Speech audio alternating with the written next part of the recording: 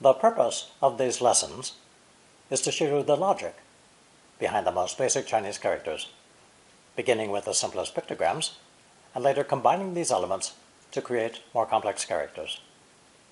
This lesson contains 8 characters, 7 of which are based on the character for silk, which appears here in its full, unsimplified form.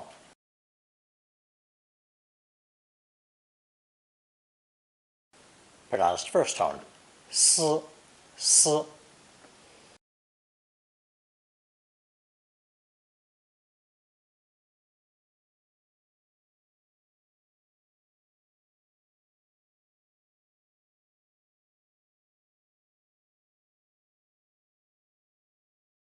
It's a drawing of 2 hanks of silk as they appear in their ancient and old forms, and finally as they're written today.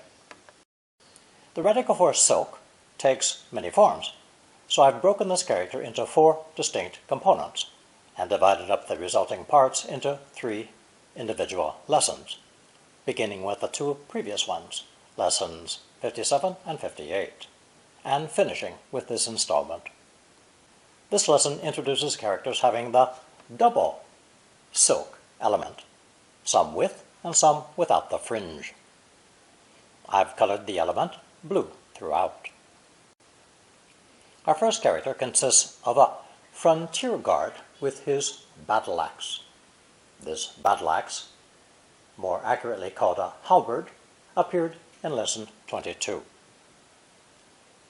Above this sentry appear 2 bunches of delicate silk, representing any slight disturbance to which he must be prepared to respond. So its original meaning was apparently a tiny sign, portent, or slight trace of something. It's pronounced either a third tone ji, ji, or first tone ji, ji, with slightly different meanings. A second interpretation of this character is that it's simply a side view sketch of a foot-operated loom with 2 spools of silk to indicate weaving. Both interpretations will come into play in the following characters. We'll start with third tone ji, indicating few in number, unlike dosha, which refers to any quantity, large or small. 你买了几个? How many did you buy? More accurately translated, it should be, how few did you buy? But English doesn't usually make that distinction. 他吃了几口面就出门了.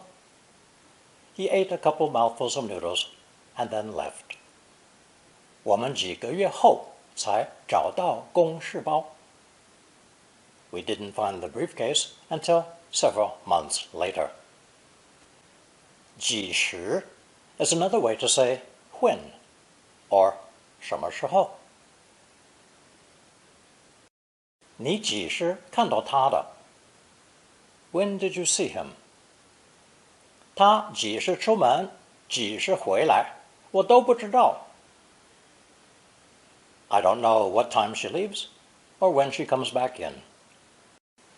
The second pronunciation of this character is first tone ji, usually found in conjunction with a pictogram showing breath rising in the throat and being expelled forcefully.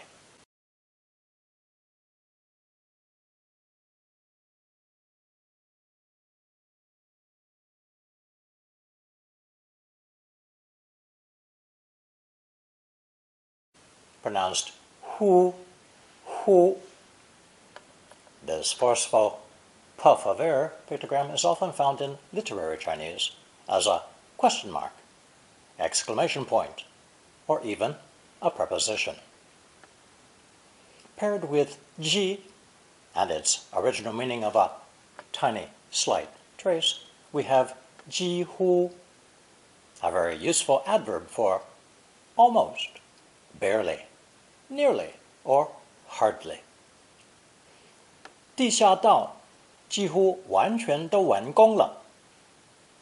The underground tunnel is nearly completely finished. 你几乎会认不出来我的侄女。You will barely recognize my niece. She's changed so much.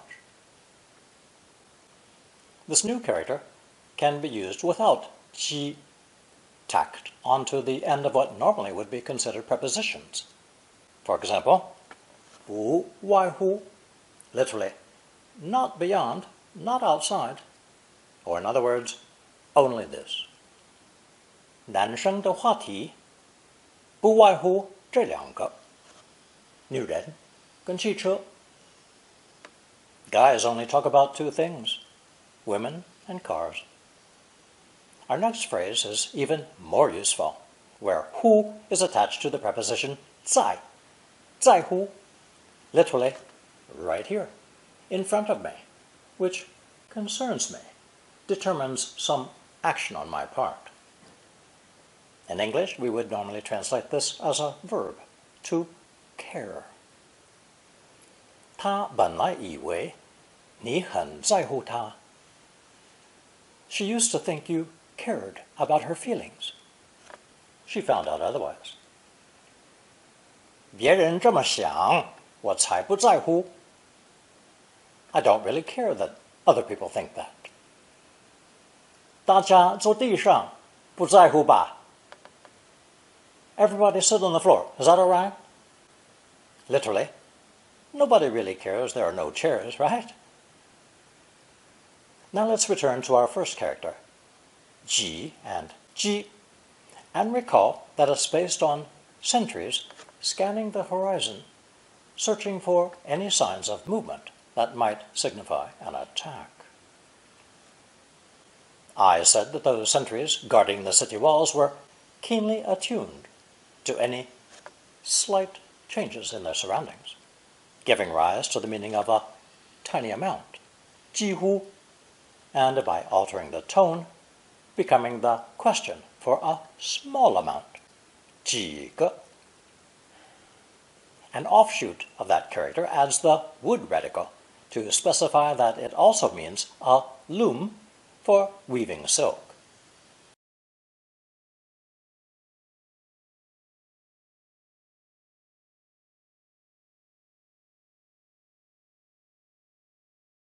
Also pronounced first tone, ji, ji. This silk loom, with its interconnecting moving parts, was later extended to refer to a crossbow firing mechanism, and finally to anything mechanical with moving parts. Our first reference to something mechanical is the abbreviation for the Department of Electrical Engineering, 电机系. An actual machine would be something like a typewriter, 打字机. 打字机几乎没有人使用. Almost nobody uses a typewriter. 机车 is a machine vehicle, more commonly known as a motorcycle. 哥哥上机车就骑走了. My brother climbed onto his motorcycle and rode off. Much like a machine or mechanism with its interconnected parts performing a specific task, living organisms also have interconnected parts called organs that perform a task to maintain life. And since the organs of all living organisms contain carbon, the word organic must refer to the carbon found inside living plants and animals. Organic crops, therefore, are grown only with fertilizers from animals or plants, such as manure, bone meal, or compost. No chemicals. In Mandarin, organic is 有机. 有机花生, organic peanuts. Machines have various parts that are put together to perform a task. Likewise, ideas come together and cause us to act in a certain way, what English calls motives or motivation. In Chinese, motive and motivation are 动机, the mechanism that moves you. 你吃素的动机是什么? What's your motivation for becoming a vegetarian? 我看不出它背后有什么不好动机. I can't see any bad motive behind this on his part. 这班其他男生没有念书的动机. The other boys in this class lack any motivation to study. As an aside, notice too that when evil ideas come together, in English we call them machinations, literally devices and contrivances to cause harm to others.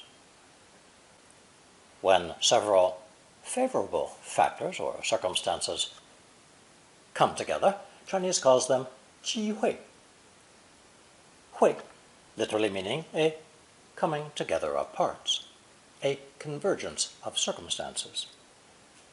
In English, we say opportunity. 我一有机会就会去法国. I'm going to France as soon as I get the chance. 她失去了出国念书的机会.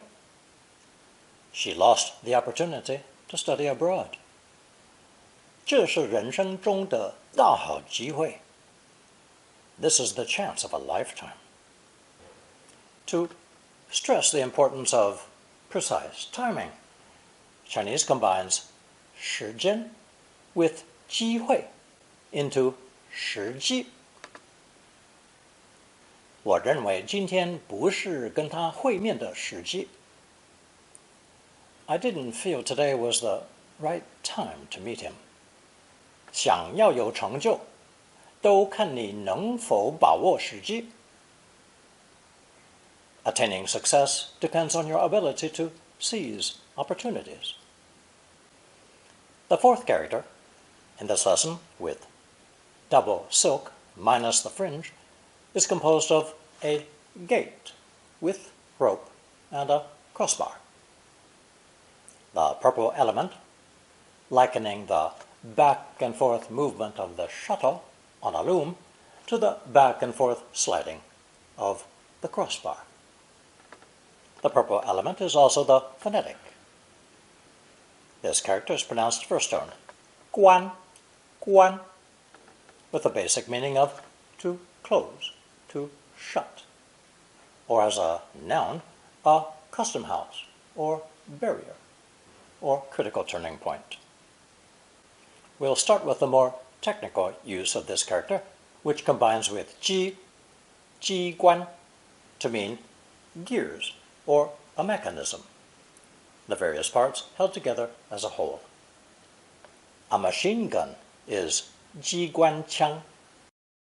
Just as an organ is a group of specialized cells working together within a living organism, organization is the process or system resulting from a combination of all the parts. 机关, meaning various parts creating a whole, is the Chinese expression for an organization or institution. 国家机关, a government body or national organization. Now comes the most common conversational meaning of to close or shut the door. 关门. 大家出去时请顺手关门. Would everybody please close the door on their way out? 生意太差了，我不得不关门了. Business is terrible. I'll have to close down. As in English, Chinese can say shut a door, 关门, or shut off a machine, 关机. 打电话没用，它已关机了. Calling her is useless. she's turned her phone off. 机 is short for 手机, cell phone or mobile phone, what the Chinese typically call a handphone. During an important meeting or performance, or when filling your tank with gasoline, you will be asked to please turn off your phone. 请关机. Earlier in this lesson, I introduced the expression 在乎, meaning to care, with emphasis on something being right in front of you, that you can either choose to act on or to ignore altogether. A somewhat passive reaction to a situation that you didn't ask for. In English, close and close are spelled the same, because they both mean come together. In similar fashion, Chinese has 关心 to indicate something is close to your heart. You actively care about it. 他十分关心他的宝贝车. He cares dearly about his beloved car. 你几时关心我在想什么? When have you ever cared what I think? 我没闲工夫关心这件事. I can't be bothered with this right now. I don't have the spare time. In Lesson 50, when introducing the character 切, meaning to cut, I said it was essential to have a clear idea of the size of slice you want when using a knife. This connotation carried over into Chinese in their use of 切, meaning to keep close to, follow closely, as in 切题, meaning to keep to the topic under discussion. So, now we have 关切, combining 关心 and 切题 to indicate how closely or how much one cares about a particular topic, often translated into English as to be concerned about. 这是大家首要关切的问题. This is the problem that most concerns everyone. I pointed out that the blue silk element represents a rope, and the purple phonetic represents the back and forth sliding of the crossbar on a gate. Both components enter into the meaning of 关 as a mutual and close relationship between people or things. 有关 means concerning or related to, as in these next two sentences. 这封信是有关你拍电影外景的事. This letter concerns the scenes you're shooting on location. 他一直不开心，跟他个人因素有关. Her constant unhappiness is related to her personal issues. 相关 means mutually related. 这两者不相关. These two things are unrelated. 日本出口 Hello Kitty 及相关的卡通精品. Japan exports Hello Kitty and related cartoon products. In Lesson 58, we introduced the character 系, showing a hand tying two hanks of silk, later reduced to just one hank. It means to bring together, a connection or system, and serves as a linking verb in literary Chinese, equivalent to the be verb 是. Now we have another similar-looking character, also pronounced fourth tone, 系, in today's lesson. It originally meant to tie a rope around the neck of a prisoner. Its extended meaning is to tie together, and it also serves as a linking be verb in literary Chinese and the colloquial be verb in spoken Cantonese.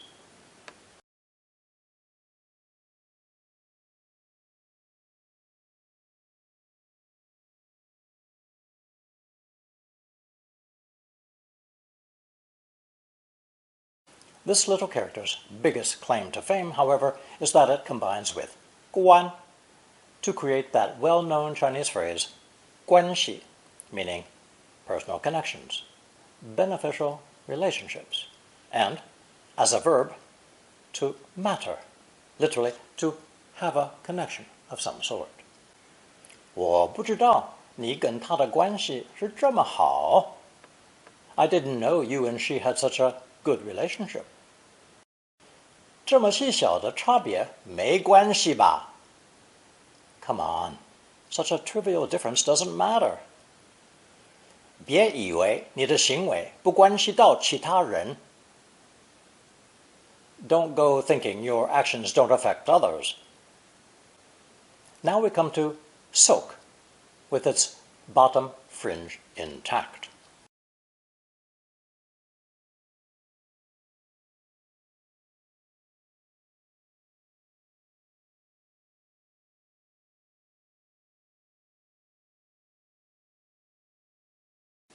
The standalone character, pronounced s. Here are two examples, both comparing soak to something similar in appearance. 肉丝, meat cut into thin strips for stir-frying.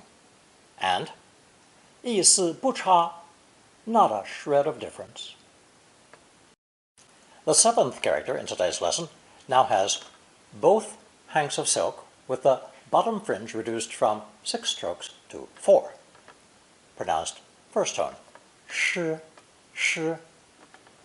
It depicts silk having been washed in a river and hung up on a rack to dry. The sun was added in the final version. It means, logically, wet or humid.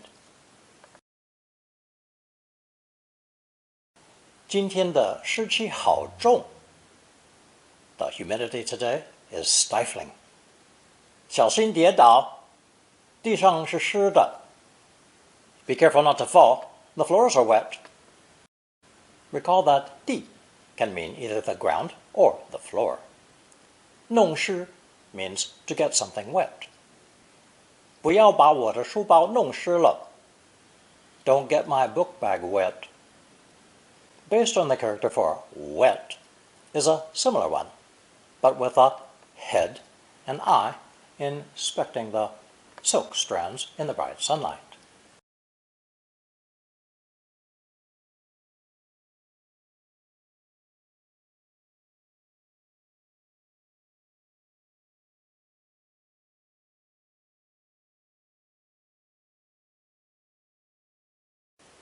Pronounced third tone, 显. It means clearly visible, obvious, prominent, and well known.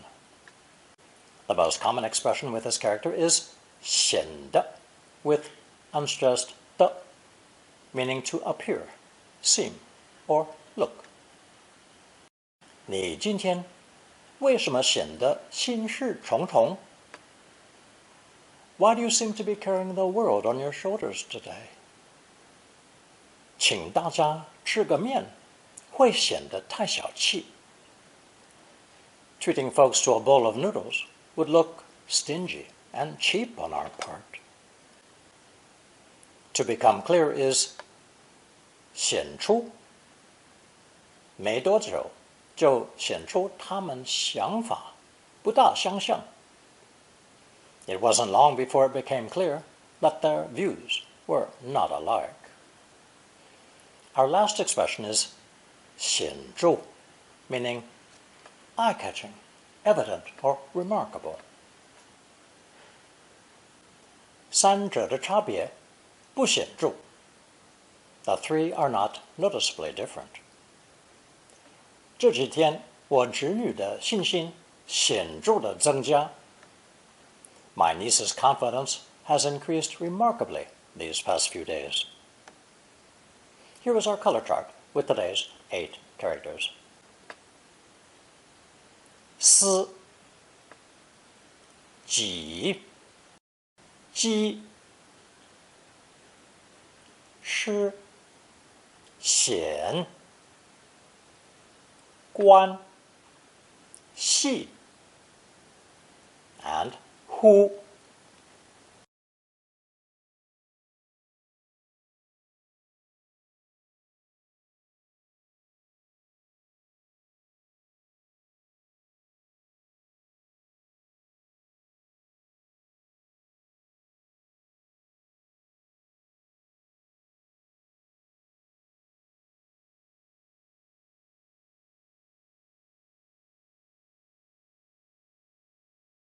here's a recap from today's lesson. 1. 7 of the 8 characters in this lesson are based on the double silk element. In ji, meaning few in number, this double silk stresses the idea of slight movements on the horizon that all frontier guards must be alert to in case an enemy is approaching. Ji ge means only a few. Ji shi is another expression for when. First tone ji is normally paired with hu to create the adverb ji hu, meaning almost, nearly, or hardly. Hu is often used in literary Chinese and is a sort of general preposition found in several common colloquial expressions, such as 不外乎, only this, not beyond this.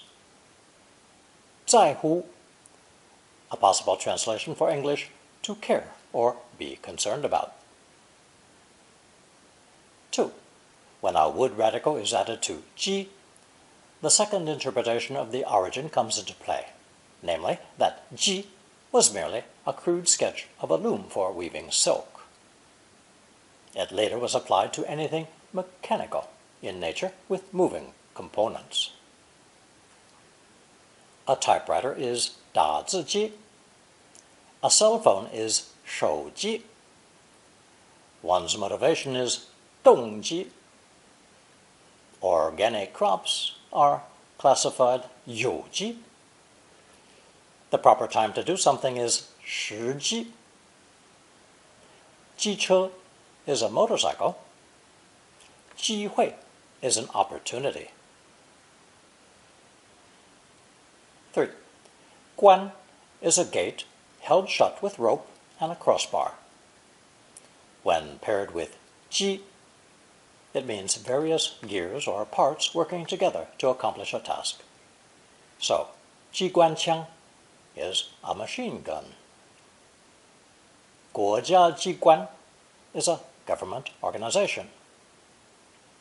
As a verb, 关 means to shut a door or shut off anything electrical or mechanical. Just as with English close and close both meaning come together, Chinese 关心 means something is close to your heart. You're concerned about it. 关切 also means to be concerned about something. 有关 and 相关 mean to be related, based on those ropes holding the gate shut. 4. The character 系 was added in this lesson because it combines to form the phrase 关系, that most useful explanation for why some people have an easier time than others with friends in high places.